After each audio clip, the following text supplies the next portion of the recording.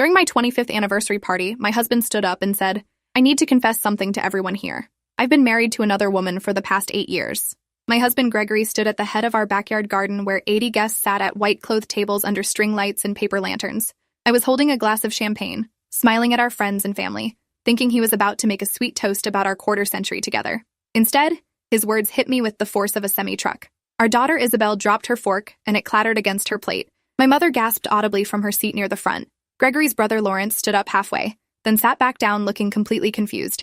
My best friend Natasha reached across the table to grab my hand, but I couldn't feel anything. My entire body had gone numb. Gregory continued speaking into the microphone our DJ had provided. "Her name is Simone Delgado. We got married in Las Vegas 8 years ago during what Rebecca thought was a work conference.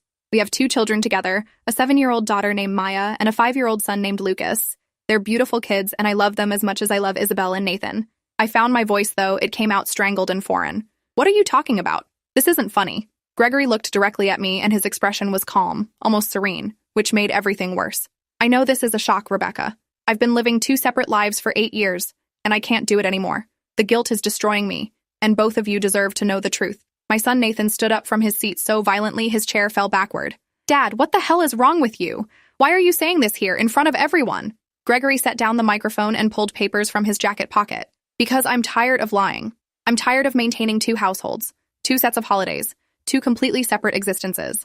I'm 52 years old and I want to live honestly for whatever time I have left." My sister Julia pushed through the crowd and got right in Gregory's face. "You're insane. You've lost your mind. Rebecca, don't listen to him. He's having some kind of breakdown." But I was staring at the papers Gregory held, legal documents with official seals visible even from 6 feet away. Marriage certificate dated 8 years ago. Birth certificates for 2 children I'd never heard of until 90 seconds earlier. Mortgage documents for a house in Riverside that I didn't know we owned. Bank statements showing a separate checking account with both his name and Simone Delgado's name on it. Gregory spread the documents across our anniversary cake, right on top of the silver 25 candles we hadn't lit yet. "I'm not having a breakdown. I'm finally being honest.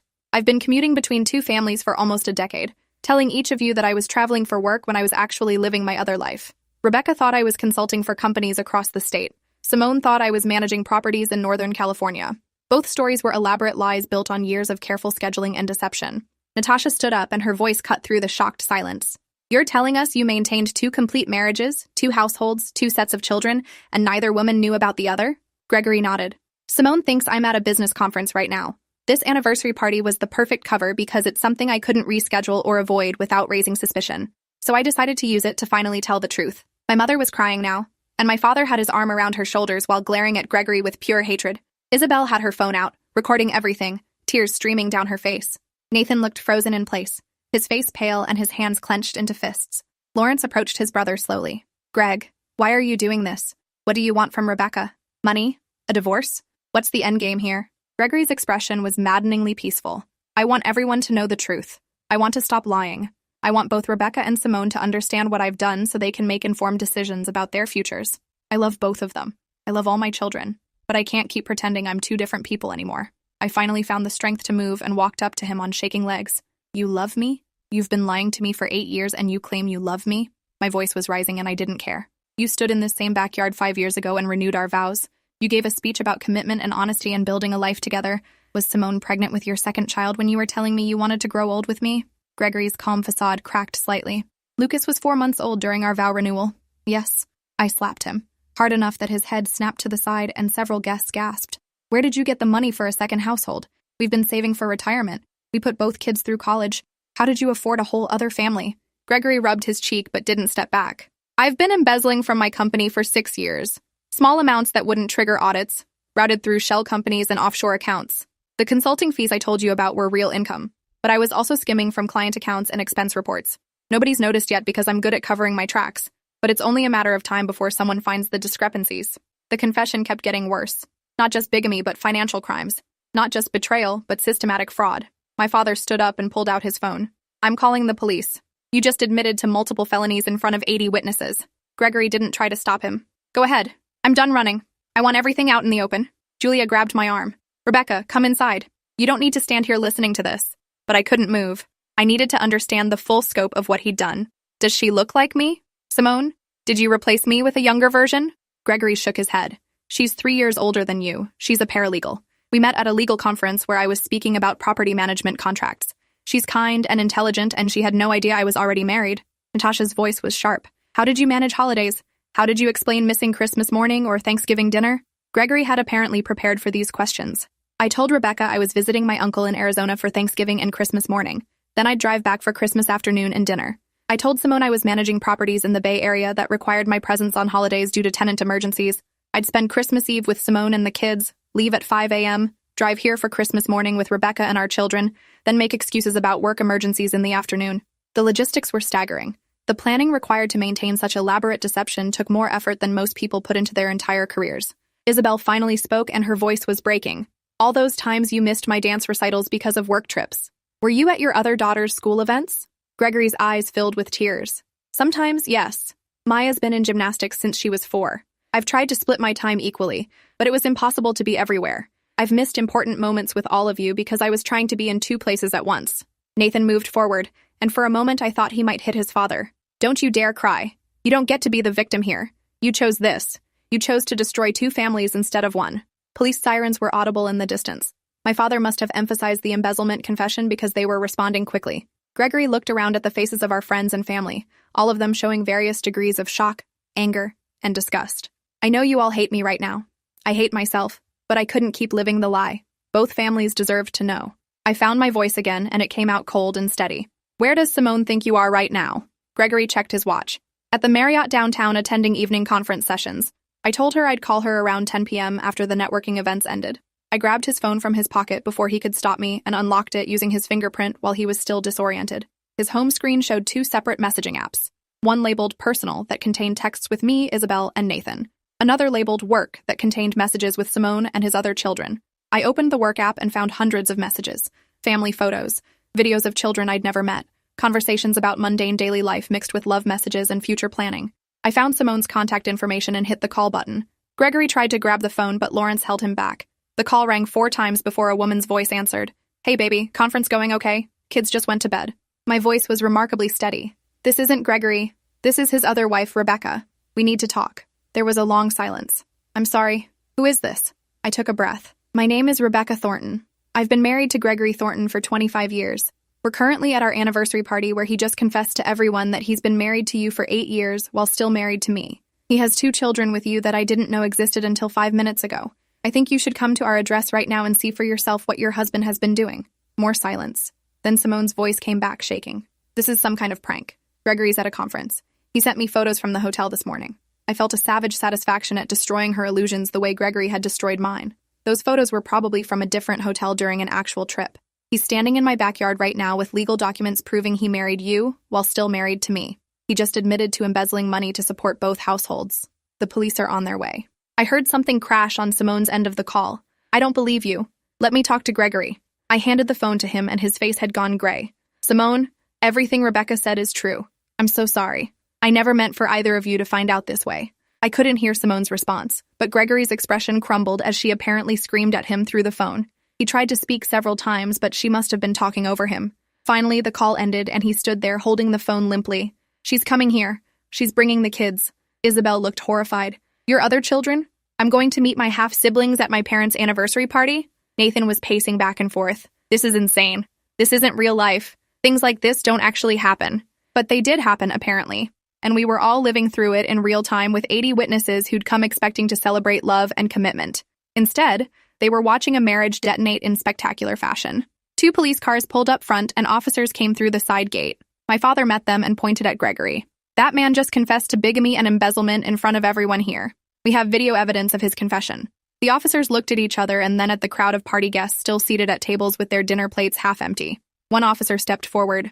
Sir, we're going to need you to come with us and answer some questions. Gregory didn't resist. I understand. I knew this would happen when I decided to tell the truth. He looked at me one final time. Rebecca, I'm sorry. I know that means nothing right now, but I am genuinely sorry for the pain I've caused. I couldn't form words. The officer started reading Gregory his rights, while guests recorded everything on their phones. Nathan and Isabel stood together looking shell-shocked. My mother was still crying, and my father looked like he wanted to hit someone. Julia kept her arm around me, but I felt completely disconnected from my body. The officers led Gregory away just as a car screeched to a stop out front. A woman in her mid-50s jumped out, and 2 young children were visible in the back seat. Simone Delgado was taller than me with dark hair going silver at the temples. She wore jeans and a sweatshirt with coffee stains. Her face was blotchy from crying and her hands were shaking as she approached our backyard. "Where is he? Where's Gregory?" My father blocked her path. "He just got arrested. The police took him for questioning about bigamy and embezzlement." Simone's face went white. "It's true then. He really is married to you." I stepped forward and we faced each other. Two women who'd unknowingly shared a husband for 8 years. "I had no idea you existed until tonight." He confessed at our anniversary party in front of everyone. Simone looked around at the decorations, the guests, the anniversary cake covered with legal documents. 25 years. He's been with you for 25 years. Her voice broke. He told me he was divorced. He said his ex-wife lived in Northern California and they'd agreed to keep things amicable for their kids. I met him 8 years ago at a work conference. He was charming and attentive, and he said he'd been alone for 3 years after his divorce. Everything he told me was a lie. The children in her car were staring out the window, and I could see they looked terrified. Simone noticed me looking, and her expression hardened. Those are his children too. Maya and Lucas. They think their father is a property manager who travels for work. Now they're going to learn he's a criminal who already had another family. Isabel stepped forward hesitantly. "I'm Isabel. I'm 23. I guess we're half-sisters." She gestured to Nathan. "This is Nathan. He's 21. Simone looked at my children and fresh tears started falling. "He showed me pictures of you. He said you were his niece and nephew from his brother's marriage. I thought it was sweet that he kept photos of his extended family on his phone." Nathan's voice was bitter. "Everything was a lie. Every single thing." Lawrence approached carefully. "I'm Gregory's brother. I had no idea about any of this. He never mentioned you or your children. I thought he was traveling for work." Simone laughed, but it sounded broken. "We all thought he was traveling for work. That was the perfect cover. He could be with either family and always have an excuse for why he had to leave." The party guests were slowly filing out, giving us privacy for this nightmare conversation. Some offered sympathetic looks or whispered condolences. Others just hurried away, clearly uncomfortable. Our DJ packed up his equipment in silence. The caterers started clearing tables. Natasha stayed close to me, along with Julia and my parents. Simone's children got out of the car and approached their mother. Maya looked about 7 with dark hair and braids. Lucas was smaller, maybe 5, with Gregory's eyes. They stared at all of us with confusion and fear. Maya asked in a small voice, "Mama, where's Daddy? You said we were going to see Daddy." Simone knelt down and pulled her children close. "Daddy had to go answer some questions for the police. He did some things that were wrong, and we need to figure out what happens next." Lucas started crying. "Did Daddy do something bad? Is he going to jail?" I felt my heart break for these innocent children who were learning their entire reality was built on lies. Simone was crying too as she tried to comfort them. "I don't know, baby. I don't know what's going to happen." Nathan crouched down to Lucas's level. "Hey, I'm Nathan. I'm your big brother, I guess. Your dad is also my dad. It's complicated and confusing, but none of this is your fault." Lucas looked at Nathan with wide eyes. "You're my brother?" Maya was staring at Isabel. "Are you our sister too?" Isabel nodded, tears running down her face. "Yeah, I am. This is really weird for all of us."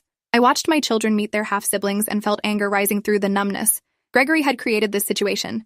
He'd brought children into the world while maintaining lies that would inevitably destroy them all. Simone stood up and faced me again. "I need to know everything. How long have you actually been married?" He said he was divorced 10 years ago. I pulled out my phone and showed her our wedding album from 25 years ago. Photos of Gregory young and handsome in his tuxedo. Me in my white dress surrounded by bridesmaids. Our families celebrating together. Then I showed her photos from recent years. Anniversary trips, holiday celebrations, family dinners. Evidence of an ongoing marriage that contradicted everything he'd told her. Simone scrolled through the photos with shaking hands. "He was with me when some of these were taken. This Christmas photo where you're all opening presents. He was at our house that morning. He gave Maya a bicycle and Lucas a train set. Then he left around noon saying he had a property emergency." She looked up at me. "How many times did he leave you on holidays?" I thought back through the years. Every Thanksgiving dinner he'd leave early saying his uncle in Arizona needed help. Every Christmas morning he'd disappear by noon claiming work emergencies. New Year's Eve, he'd always have overnight property issues that required his immediate attention. I thought he was dedicated to his job. Instead, he was rushing between 2 families. Simone pulled up her own photos. Gregory with Maya on her first day of kindergarten. Gregory teaching Lucas to ride a bike. Gregory at their apartment in Riverside, smiling at the camera with Simone's arms around him. He was supposed to be looking at investment properties in the Bay Area during most of these. He said the properties required constant attention, so he was gone 3 or 4 days every week. The logistics suddenly made sense. He'd split his time roughly in half, telling each of us he was working when he was actually living his other life. My mother spoke up, her voice hard. "Did he give you money? Did he support you financially?" Simone nodded. "He paid rent on our apartment and gave me money for groceries and the kids' expenses. I work as a paralegal, but my income barely covers basics. Gregory said he wanted to help since we were building a life together. I thought he was generous." My father's voice was cold. He was embezzling from his company to fund both households. The money he gave you was stolen. Simone looked horrified. I had no idea. I would never have accepted it if I'd known. She turned to me. I'm so sorry. I know that doesn't fix anything, but I genuinely didn't know he was married. He showed me divorce papers. They looked official. I trusted him completely. I believed her because her pain was too raw to be fake. We were both victims of Gregory's systematic deception. Julia asked the practical question everyone was avoiding. What happens now? Legally, I mean. Can someone be charged with bigamy in this state? Natasha pulled out her phone and started searching. Bigamy is a felony in California. Up to 3 years in prison and fines. The second marriage is automatically void. She looked at Simone. Your marriage to Gregory was never legal. His marriage to Rebecca was still active when he married you. Simone sank onto one of the party chairs. 8 years. I was never actually married. My children are illegitimate. Everything was fake. Maya tugged at her mother's sleeve. Mama? What does that mean? Are you and Daddy not married? Simone pulled Maya onto her lap. It's complicated, sweetie. We're going to figure it out. Lawrence had been quiet, but now he spoke. Greg mentioned embezzlement. How much are we talking about? I thought about our finances. We had savings of about $180,000 that I'd believed came from Gregory's consulting work. Our house was paid off. Both kids had graduated college debt-free because Gregory had covered tuition. I'd never questioned where the money came from because he'd always been good at managing finances. Now I realized he must have stolen hundreds of thousands to maintain 2 households for 8 years. I don't know exactly, but our expenses plus Simone's household plus whatever he was spending on his travel between the two, it has to be substantial. Simone was calculating too. Our rent is $2,800 a month, plus groceries, utilities, kids' expenses. He was giving me about $4,000 a month total. Over 8 years, that's almost $400,000 just for us. My mother gasped. He stole nearly $500,000. Nathan pulled out his phone. I'm calling Dad's company. They need to know what he confessed to tonight. Lawrence stopped him. The police will handle that. They'll investigate the embezzlement as part of the criminal case. I felt exhausted and overwhelmed. 2 hours ago, I'd been celebrating 25 years of marriage. Now I was facing divorce, financial ruin, and the collapse of everything I'd believed about my life. Simone looked equally destroyed, sitting in a stranger's backyard with her children, learning that the man she'd loved for 8 years had never been legally hers. What do we do now? She asked quietly. I didn't have an answer. Julia took charge. Rebecca, you need a lawyer immediately. Simone, you probably do too. Gregory's confession means there will be criminal charges, divorce proceedings, financial investigations, and custody issues for all the children involved. She looked at Maya and Lucas. Those kids have rights to their father's support even though the marriage was void. Simone nodded numbly. I can't afford a lawyer. I barely make ends meet as it is. My father surprised everyone by speaking up. We'll help. Gregory created this mess and dragged you into it unknowingly. The children are innocent. We'll figure out how to provide legal support for everyone. Simone started crying again. Why would you help me? I'm the other woman even though I didn't know it. My mother's voice was firm. You're a victim of my son-in-law's lies, just like my daughter. Those children are my granddaughter's siblings whether we knew about them or not. Family is family, even when it's complicated. I looked at Maya and Lucas sitting close to their mother, scared and confused. They were connected to Isabel and Nathan by blood. They were Gregory's children. Whatever anger I felt toward him couldn't extend to innocent kids who'd done nothing wrong. The police called my phone around midnight. Gregory had confessed to everything during questioning and was being held pending arraignment. The embezzlement investigation would begin immediately. His company was being notified. They needed me to come to the station to give a formal statement. I drove there in a daze with Julia beside me for support. At the station, a detective led me into an interview room and asked detailed questions about our finances, Gregory's work schedule, anything suspicious I might have noticed. I explained that I'd trusted him completely. He'd managed our money, handled the bills, made investment decisions. I'd been focused on my own career as a graphic designer and raising our children. I'd never thought to question his work trips or late nights. The detective was sympathetic but thorough. Did you notice any unusual purchases or withdrawals? I thought back. He bought a new truck 2 years ago. Paid cash. He said it was from a bonus. Could that have been stolen money? The detective made notes. Possibly. We'll need access to all your financial records to trace the embezzlement. His company is cooperating fully and providing their documentation. It appears he's been skimming from client accounts and expense reports for at least 6 years, maybe longer. I felt sick. What happens to me financially? If he stole money, does that mean I'm liable? The detective shook her head.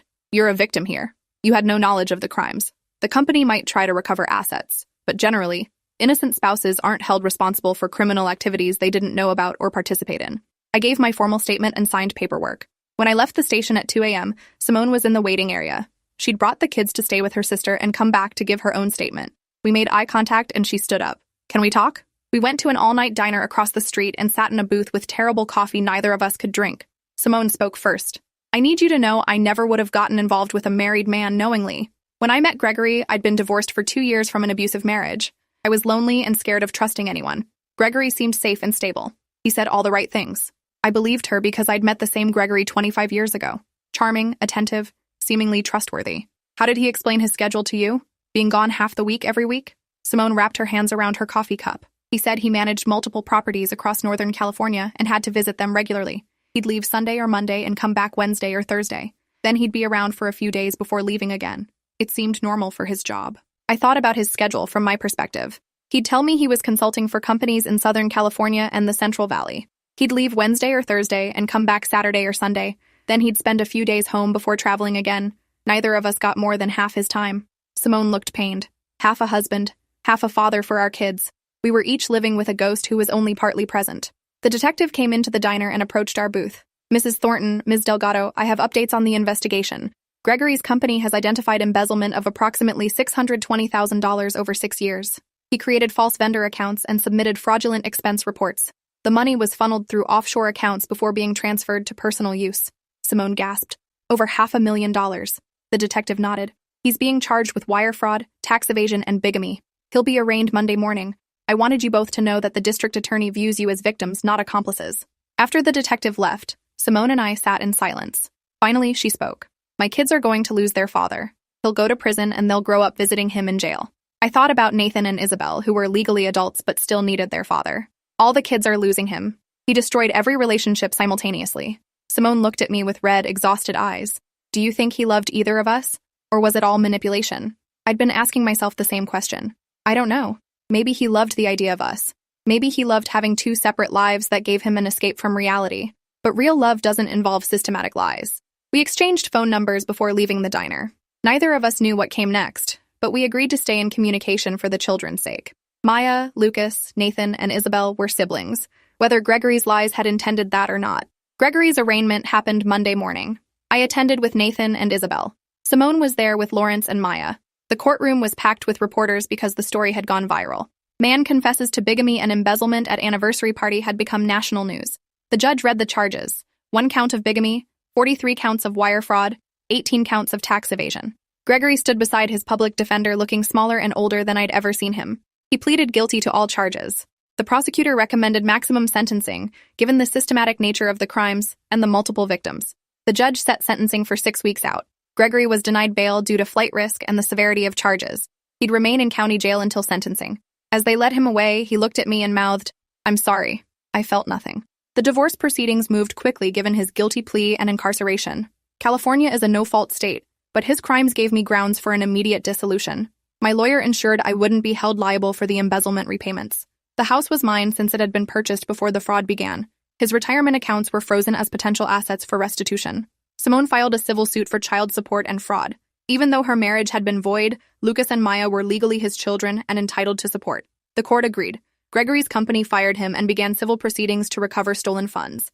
They garnished his future wages and placed liens on any assets not protected by my divorce settlement or the children's support claims. Sentencing day arrived.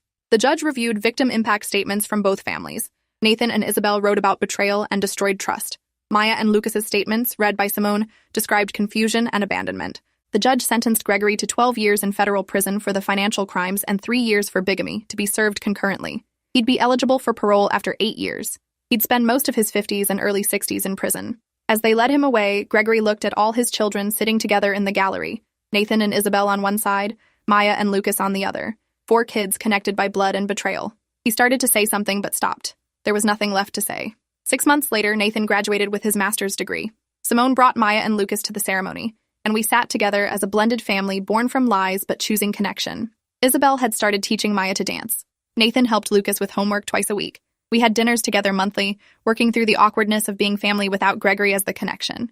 Simone and I weren't friends exactly, but we'd developed mutual respect. We'd both loved a man who didn't exist. We'd both built lives on foundations of deception. We were both rebuilding with the truth, however painful. The kids were what mattered now. They deserved relationships with each other despite their father's choices. 1 year after the confession, I attended Maya's gymnastics competition. She performed beautifully and won 2nd place in her age group. When she came off the mat, she ran to hug her mother first, then Isabel, then me. Did you see? Did you see my routine? I hugged her tight. You were amazing. She beamed up at me. This child I hadn't known existed 12 months ago. Nathan and Lucas were in the stands with my parents, cheering loudly. We were a family now. Not the family any of us had planned, but the family we'd built from the wreckage Gregory left behind. I'd stopped trying to understand why he'd done it. The why didn't matter anymore. What mattered was that 4 children had adults who loved them.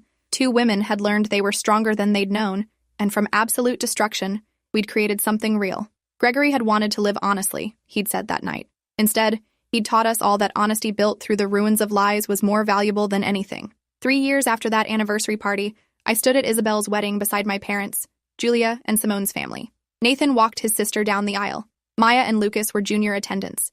We'd become the family Gregory's lies had tried to keep separated. His attempt to live 2 lives had ultimately united us in ways he'd never imagined. That was justice enough. If you enjoyed this, you'll definitely want to see the next ones too. So subscribe now and let me know your take in the comments.